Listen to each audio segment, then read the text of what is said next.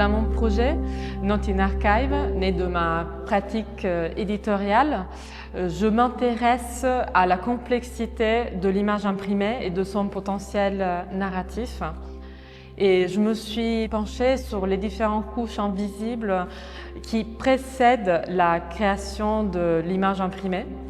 Donc, je me suis intéressée à les planches d'impression, la séparation des couleurs, toutes les techniques en fait, qui sont invisibles aux spectateurs mais qui sont nécessaires pour la naissance de l'image imprimée. Je m'intéresse vraiment à la manière dont nos histoires intimes peuvent se transformer en formes artistiques contemporaines, sensibles et partagées. J'ai réalisé un projet en travaillant sur mon archive personnelle et plus précisément sur des images que j'ai prises avec mon téléphone. Ces images qu'on crée en masse et qui sont destinées à l'oubli.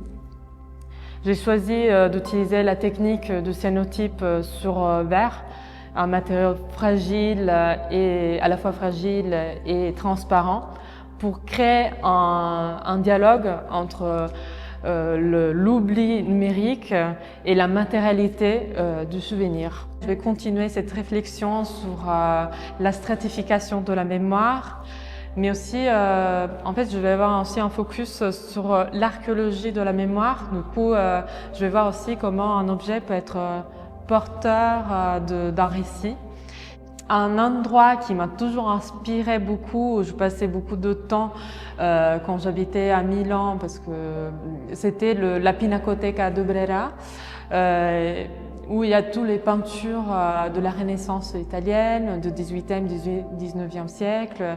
Et si je devais penser à des références qui ont inspiré ces deux projets exposés aujourd'hui à la galerie, je pourrais citer les choses de Perec pour sa manière de faire parler les objets et les traces du quotidien.